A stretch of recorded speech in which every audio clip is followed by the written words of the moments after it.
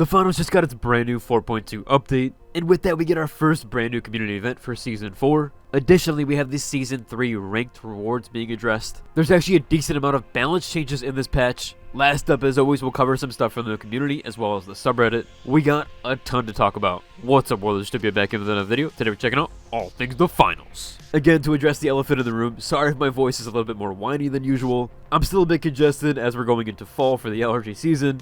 Hopefully that works itself out eventually, but I do apologize for the annoyance there. First up, as always, we have our opening statement from Oscar, where he goes on to say Update 4.2 is here and is bringing a bunch of new and exciting stuff. From a brand new event in World Tour called Primetime Buff, to a new community event, balance changes, and bug fixes. Now, Oscar's statement is actually about the exact same as the patch notes, so we'll just jump over to the patch notes as they do give a few more details there and kind of segment things. First up, we have the World Tour Primetime Buff, as Oscar does mention. They said to start off with a brand new event in the World Tour Primetime Buff that will trigger when you or a teammate inserts a cash box into a cash out station, and it will affect your entire team. You and your teammates will receive plus 100 health over your typical max health. So a light player will go from 150 to 250. However, if you take damage, the extra health does not replenish. When the cash out is finished, the buff will disappear, and the buff cannot be stacked, but it can be replenished if your teammate deposits another cash box. The buff does not apply to teammates that are eliminated when the cash box is inserted, so you will not receive that upon respawning. You will only get that buff if you are alive when that cash box is inserted. Now, this time the World Tour is sponsored by Engimo, which does have the map rotations Fortune Stadium, Monaco, Kyoto, and Sis Horizon. So some pretty cool changes there and a little bit of fun with World Tour. Really do like that there. I'm glad that they're kind of mixing up the meta and just having a bit of fun with that. Now, we do have a major concern addressed with Update 4.2. As we went over previously, Update 4.2 was supposed to bring us our ranked rewards, or what we were supposed to be receiving. They wanted to double check on that. Now, again, they wanted to make sure people weren't exploiting, I think potentially people boosting, things like that. They wanted to make sure that those that earned those rewards legitimately received them, and those that didn't earn that legitimately didn't receive it. Of course, they said post-Season 3 rewards were planned for Update 4.2, and they still intend to do that. However, given how important it is that this is handled correctly, they still want to do some further testing before they hand them out. They're actively working to dotting the last I's and crossing the final T's. That is before they push the button to hand out the rewards, and their ambition is that this will happen during Update 4.2. So prior to next week's update, which is either October 16th, or if it gets delayed, then that'll be October 17th. Now, they will be having more updates, or at least they want you to stay tuned for more updates over on the Discord server and or the website, which will have more information when the rewards are being paid out. So a little bit more patience there. If you are looking for your ranked rewards, that is why they haven't been distributed yet. Moving on, though, we do have that new community event.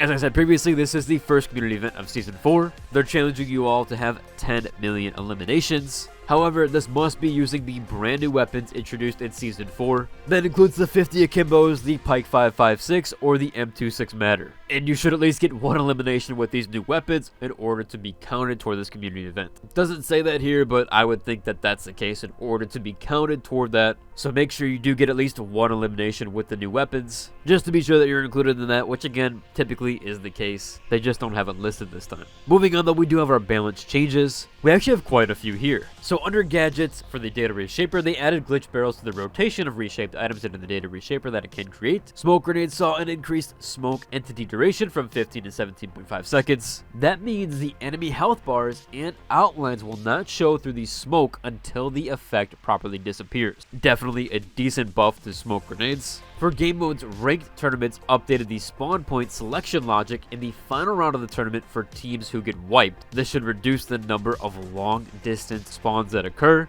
which I definitely can agree with that. Sometimes during the final round there, when you got wiped, it just felt way too long to get to that cash out, like you had no chance to kind of get that back. They also increased the variety of cash out spawn locations when spawning the next objectives. Should give some nice changes up there. World Tour again had the exact same thing applied to it. For specializations, we saw some changes here with the mesh shield. They decreased the cooldown from 12 to 8 seconds if the shield is damaged when closed, which if it's undamaged when closed, that cooldown goes from 8 seconds now down to 4 seconds. So essentially, they don't want people spamming the mesh shield like you could before. They want to avoid mesh shield juggling in combat as an unintended playstyle for the specialization, although they do feel the overall changes made in that 4.0 were too severe. They hope it makes it more usable in 4.2. I'm not much of a mesh shield user as I don't play heavy that much. I'm still not sure if I agree with this change only because of Overwatch and kind of how Reinhardt plays. I feel like mesh shield spamming isn't really an issue, as it's never really an issue in Overwatch either. Could see why they don't want to mirror that game or just kind of have their own thing to it though.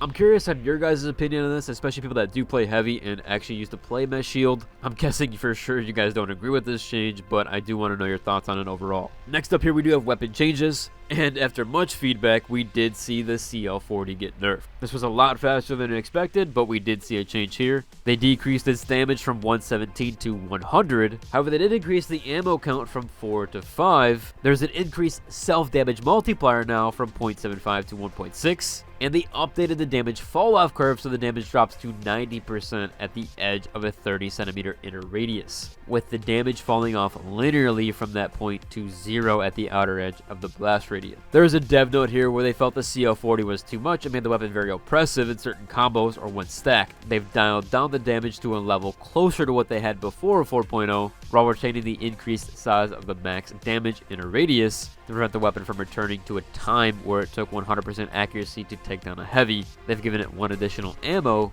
and they'll continue to monitor the adjustments here, which kept seeming like the meta was becoming to run 3 mediums with the CL40. I think the sentiment here is not only was the weapon just too strong comparative to other weapons, and it was fast in becoming the meta to stack this weapon, but it's also just how easy it was to use. It's not just the weapon being strong like the 50 akimbos, where the 50 akimbo balance is there that you have to actually hit your shots. Kind of like the 9.3R and hitting your headshots, that weapon does a lot of damage when you can do that. However, that does take recoil control as well as just being more accurate. Including my opinion there, the CL40 was just way too easy to use. It is, of course, the noob tube weapon of the finals. I still think it has its place in the game, so I'm glad they didn't nerf it too much. But I do think a lot of the opinions about the weapon on Discord, Reddit, is that it was just way too overpowered. The Pike 5.56 actually got a nerf already, decreased damage from 59 to 52. They reviewed some data on it and apparent that the Pike was fairly overtuned in 4.0. That adjustment was intended to move it to a more reasonable place, and that it might have been too effective in too many use cases. We're going to continue to review the impact of that change there.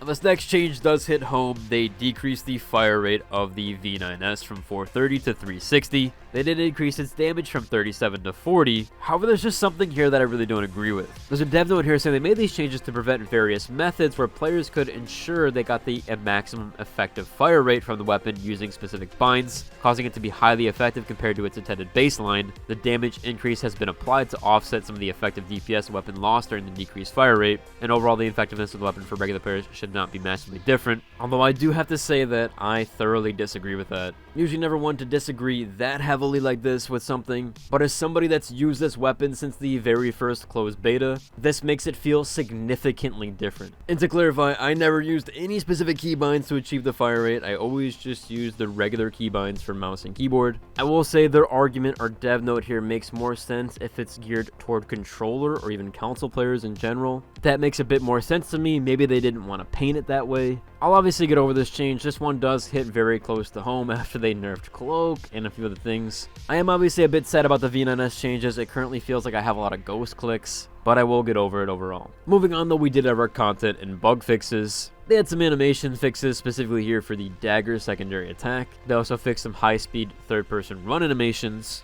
Audio got some resolved issues with emoting. They improved the weapon inspect for grit and glory skin. Contracts also got some changes here or some fixes where they were being incorrectly categorized for certain gameplay events. Controller got an aim assist fix here where they were locking on to downed players and third-party software incompatibility. There was another crash fix and error fix for TFGE. They added some more physics for the gadget healing beam hose. A major change here for the stun gun is when you're getting shot at or where you got shot at from the stun gun, that's going to add some directional indicators for that so you can tell where it was shot from. They improved the team color consistency in tournaments and fixed bullet dispersion during the tutorial. Fortune Stadium under the map section got improvements to its collision, lighting, lightning and destruction, Seoul, Monaco, Skyway Stadium, and Sis Horizon had its night setting reworked for better visibility in certain areas. For performance and security, they fixed stuttering caused by taking damage, and they updated its detection rules and anti-cheat. For specialization, the Winch Claw activation would not be blocked when the player was under the glitch effect, but it also wouldn't disable Vanishing Bomb's cloaking effect when activated. For the UI section, they fixed various UI-related bugs to the scoreboard, matchmaking, and post-match screens.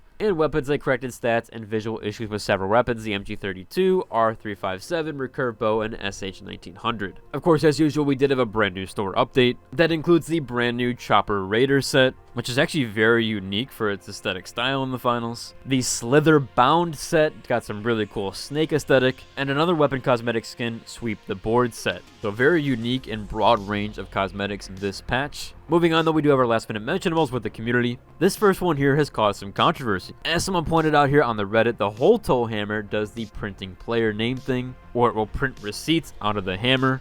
A lot of people are very upset with this, as you weren't able to inspect this, and even in my guide, I did not showcase this because it didn't show that overall. Now, a lot of people are saying here that would have made them lean toward Holto, and people are just upset in general that you couldn't inspect this or even know about this prior, or that the other sponsors don't really have any cool mechanics with that. I'm not sure on this one overall if people are going to be that upset about it. It might have made me lean towards Holto, but maybe that's why they didn't want to showcase it. I still think this is a really cool mechanic, although I probably would have always gone with Engimo, seeing as it is for the light class and just overall because it's the least picked. Curious on your guys' thoughts with this. Hopefully for future seasons they have a better preview screen. Last up, as always, I'm going to feature some cosmetics from our Star Models page over on my Discord. And this first one here, speaking of Holto, Clips by Steve YT showcases the Holto's Prime representative. Like it's using the new cosmetics, or at least some of them, the jacket, in combination with the orange helmet and the black pants. This looks really good together. Jumping over, we have DeCoasty showing off his Hackerman 2089 with a cool little power glove here. This definitely has some Back to the Future vibes. Really liking the old-timey but futuristic cyberpunk style here,